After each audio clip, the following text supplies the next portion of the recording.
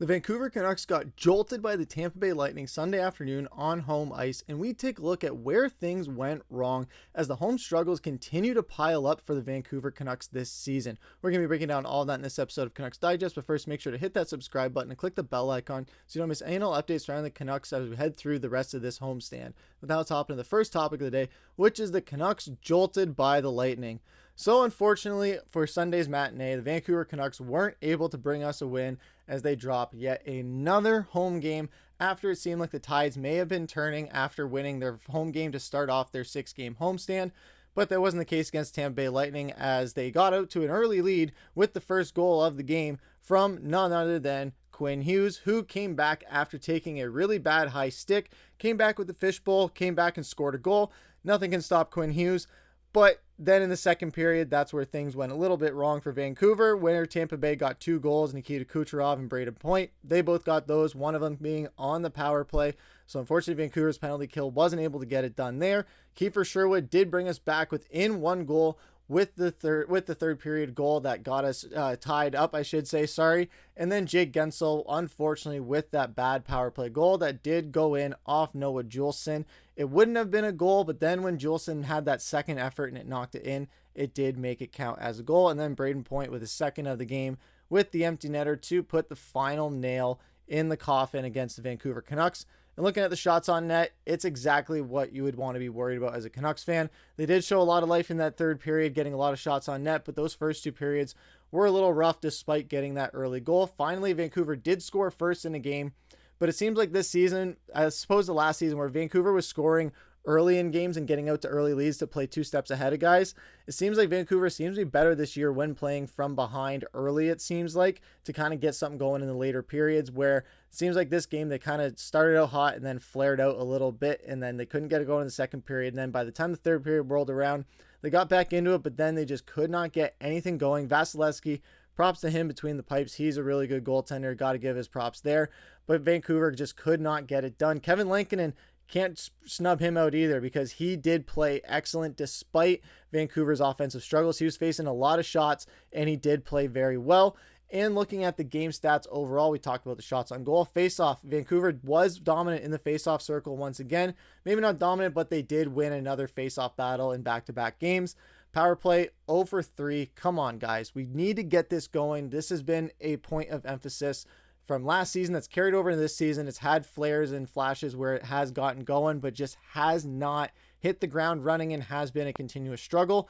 And again, the penalty kill was not very good at all, allowing 2 out of the 4 power plays where Tampa Bay scored. Penalty minutes, we did take too many more penalty minutes. And then the hits, we played a very physical game, but Tampa Bay is a very finesse-built team, and they were able to finesse the hell out of us tonight, and they did not slow up despite our physical game. We did get a lot more block shots. The giveaways were very much in favor of us, where we got a lot more. The takeaways, too, did unfortunately favor Tampa Bay.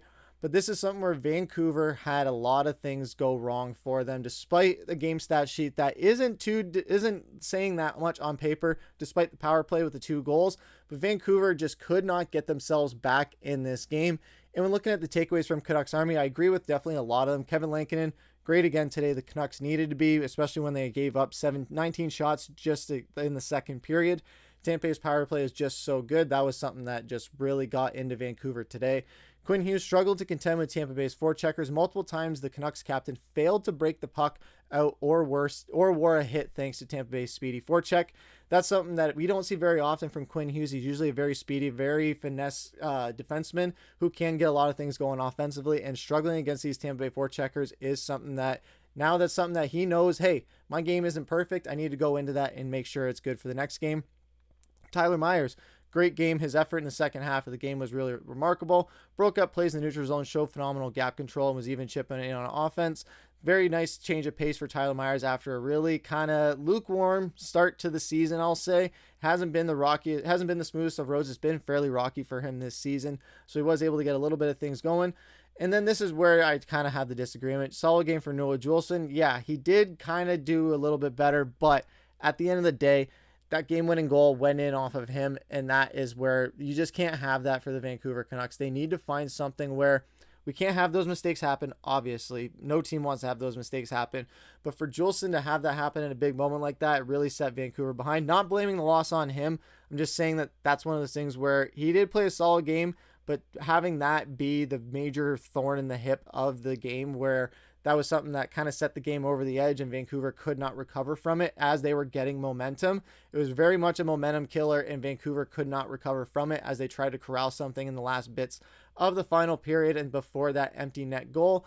Was shocking to see that Vancouver wasn't able to score with the extra attacker, considering how strong they have been throughout this season and how they've been able to do that. And when looking at the scores as well, we saw some guys get involved. Like we said, Tyler Myers, Ratu got involved on an assist as well. Pius Suter got involved in there. Kiefer Sherwood, 8 goals. He's just been outstanding. I know it's hard to harp on some of the good things when the loss has been this bad with a loss like this to the Tampa Bay Lightning. This is a top team where Vancouver wanted to get something, one of these statement wins against a great team. We haven't had too many of those this season. Yes, we beat Florida, but most of our dominant wins haven't been against the best teams. They've been against some of the lower teams or just some of the teams that are just rebuilding or bubble playoff teams. We haven't had one of those dominant statement wins aside from Florida where we can show, hey, we can hang with the big boys and we can bang out into those late periods, into later in the season and make a deep playoff run. We haven't really seen that from this Vancouver Canucks team compared to last season where they started out. When they started out last year, they were the best team in hockey for over half of the season and then kind of fizzled out, but they were still in a strong position and won the division. This season, they're not looking like a team that made it one game away from making it to the Western Conference Final. They're looking like a team who's barely going to skate into the playoffs, it seems like, and that's something Vancouver can't have. We don't want to have a Cinderella run when we had this much going for us heading into the season, despite losing some key guys, but bringing in a lot of great free agents, and those free agents have paid off. It's just been a matter of not getting the right things going. Something's up with Vancouver. I said it in the last video. Something's in the ice, something's in the water, something's in the air. Something's going on in Vancouver where at home, Rogers Arena is not a safe place for the Canucks. It's compromised. Our base has been compromised, so to speak, and Vancouver needs to do something over these next 4 games at home to really bolster it down and make sure that we can go out on the road and get up more wins and come back with more momentum back at home. So this is something where Vancouver's got a lot to be worried about and a lot to look forward to as well. Thatcher Demko is probably coming back this week. That's something that Vancouver Canucks fans are so excited about. So hopefully that first game he comes back, if that's a W, carry that into the next one. Make sure that you just win these next 4 games at home and take that onto the road with Demko back. Hopefully JT Miller coming back soon. And then Lankinen also playing as great as he is with these other free agents playing phenomenal. Kiefer Sherwood, I've said it once, I'll say it again.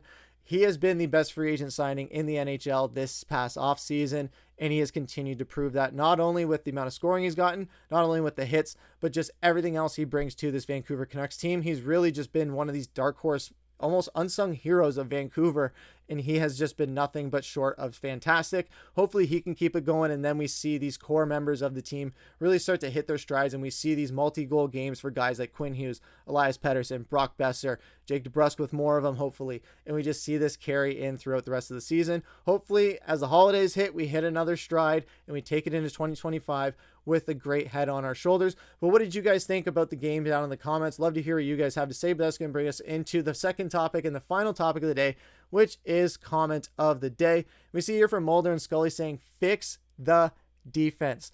Absolutely agree with this. Our defensive core has been struggling this season. Eric Brandstrom, Quinn Hughes, they've been the bright spots. Filip Hronek, sadly, he's injured.